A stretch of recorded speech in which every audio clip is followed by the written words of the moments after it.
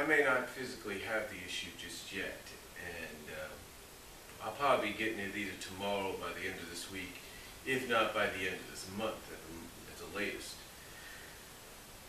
But from what I can tell from this latest issue, and again, this is not a review, this is just my take on it. From what I can tell, what I talked about in the video of is Countdown to Chaos, Archie Sonic's answer to DC's New 52. From what I could tell, and from what I could see going forward, one of the main plot points of the story arc is that everybody is going to basically have a blended set of memories when it's all said and done. In other words, it's not just, the main characters that when they touch Nicole, they're seeing the memories of the other world, of the other lives. But it's also Sonic. Sonic, who's basically the key to all this. He's starting to remember things from the new world, and he basically confirms that in this issue. He basically says that his new memories are starting to run with his old ones. And that the only thing I think Tails is worried about, from what we understand in this issue, is if the new ones are going to overtake the old ones. And when you read that line from Tails, that pretty much confirms what a lot of the long-time fans are worried about, is if these new memories are going to overtake, this new continuity is going to overtake the old one. And I don't think so. It's like I said before, Ian Flynn basically said, why read 252 issues,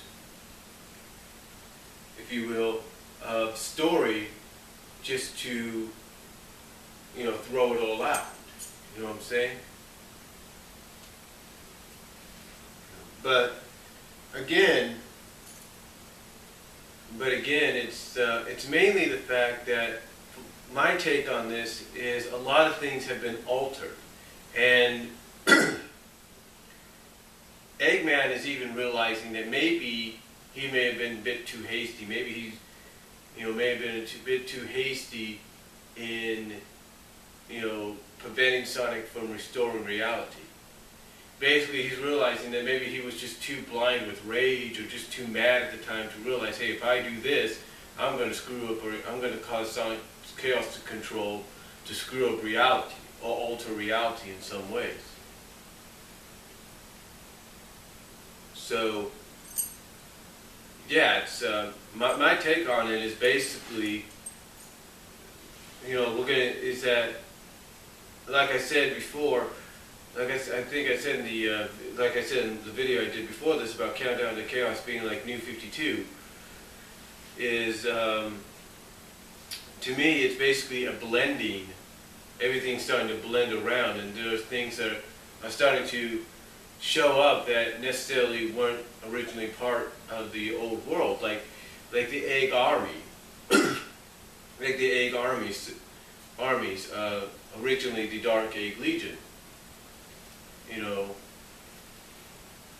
This one sub boss, the Axel character, was not a part, apparently, originally was never part of the Legion. He was never part of it, and yet now he is. Not only is he a part of it, but he's a boss, an egg boss, in the region that Eggman landed in.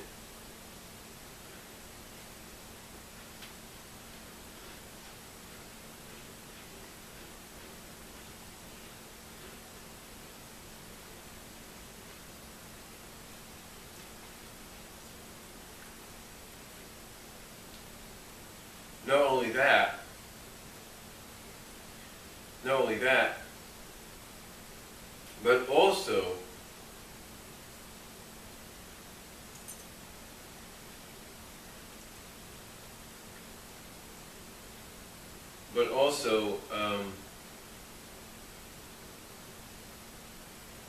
again, there's just a lot of other things blending in, and apparently what a lot of people have already taken from 252 and are taking more so here in 253 that you could tell is anything that's happened beforehand is pretty much, unless the characters remember, courtesy of Nicole, is pretty much a never was.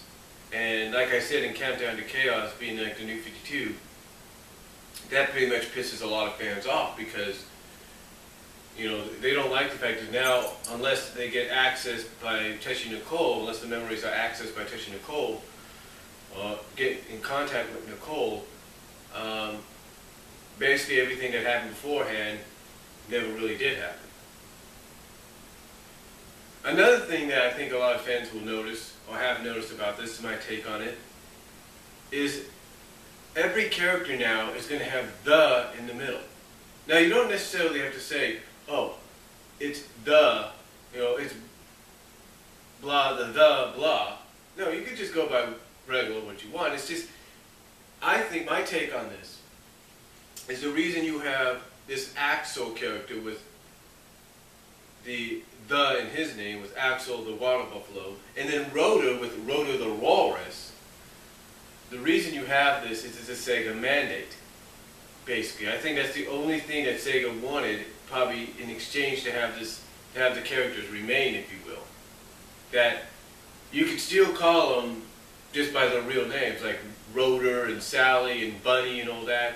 But when they're introduced, it's like when they have the names, if you will, introduced. When they have their names introduced, you got to have the, thus making it seem like they're from the game, which apparently they're not.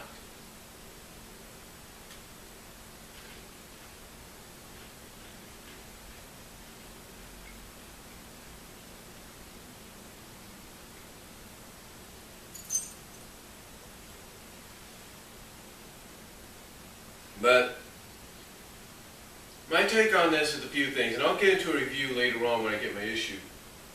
But my take on it is this. You've got 3 major plot points already being revealed for Countdown to Chaos. One, a lot of everybody's memories are starting to blend together, including Sonic's. Maybe exception being Nicole. But we'll find that later on. But we may get an answer to that later on too. But right now, the first take on this is you're going to get out. The first take you're going to get out of this is everybody's memories are starting to blend together. You probably noticed that in 252, but more so now. Everybody's memories are going to start to blend together. 2, there are certain situations and certain groups that are formed that were never really around originally, like the Egg Army.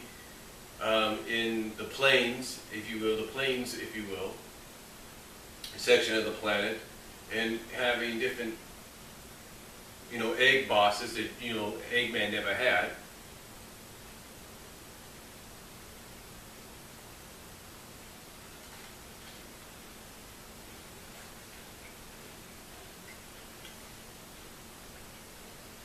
Hold on, sorry.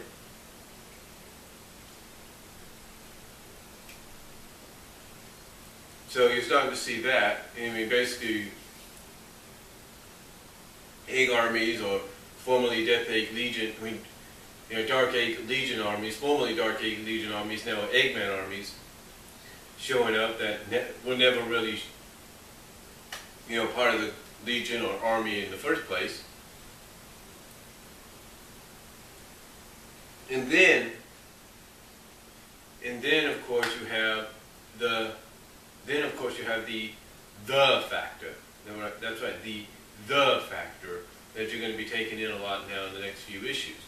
And again, I think this is more like not just a mandate, I think, by Sega to, allow the characters to remain, because I'm pretty sure they would have let the characters remain anyway. I think it's more like, not just a mandate, but I think it's Ian's own way of kind of calling back to what the game's roots, to the franchise's roots in the games. Like, anytime you met a character in the game, it was always, this is, like, okay.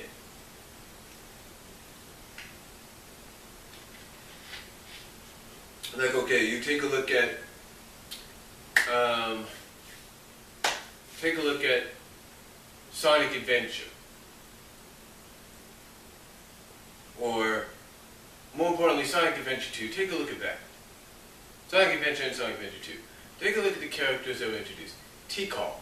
Now you could have easily said, they could have easily introduced her as T-Call and that's it, right? No, they introduced her as T-Call the Echidna. And then, down the line, and then also you had Big, they introduced him as Big the Cat. They could have just said, he is Big.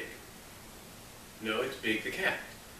And then the sequel comes around and you got Shadow the Hedgehog, of course. And you have Rouge the Bat instead of just Rouge. So, to me, it's a callback to the games. Basically, to make it more closer to the games. And what worries people is, okay, we know Rotor is going to be Rotor the Walrus. We know Antron is going to be Antron the Coyote, or Antron the Coolant, or whatever they're going to call him. But basically, Antron the Coolant, or Antron the Coyote. We know they're going to call Bunny the Rabbit. And we know they're going to call Sally the Chipmunk, or Sally the Acorn, or whatever they're going to call her. Or Sally the Princess, I don't know. But basically, that's one thing you're going to have to take into consideration here is a lot of the characters that get introduced or reintroduced here, basically re-debuted with their new designs, are all going to have the in the factor, or the in the name. That's right, they're all going to have the in the middle of their name. So, yeah, that's basically a few of the things you got to take. One, that you're going to start noticing, and you pretty much noticed it anyway in 252, but you're going to notice it more so with 253 and so on, that everybody's memories are going to start to blend. You're going to notice that the Eggman army is going to probably have sections in it that it didn't have before, sections of the group it didn't have before. And three, because these are basically the top three things you want to notice, is all the characters are going to have all the animal characters, or Mobian characters, are going to have the in the name in some way or another. So, yeah, those are basically some of the things I've taken from just looking at the pages provided by this one person on YouTube, of the 253 review, of the review of 253, that you're going to notice. But again, my review will be up soon, so don't worry about that. Hopefully when I get my issue, and you guys can check it out then. I'll probably be putting up my monthly opinions around that same time as well. But this is just my take on my top three take, if you will, on some of the things. Basically, it's basically going to be my take on what to take note of in 253 and further on. So that's all I'm going to say on it. Let me know what you guys think down below. Comment if you like.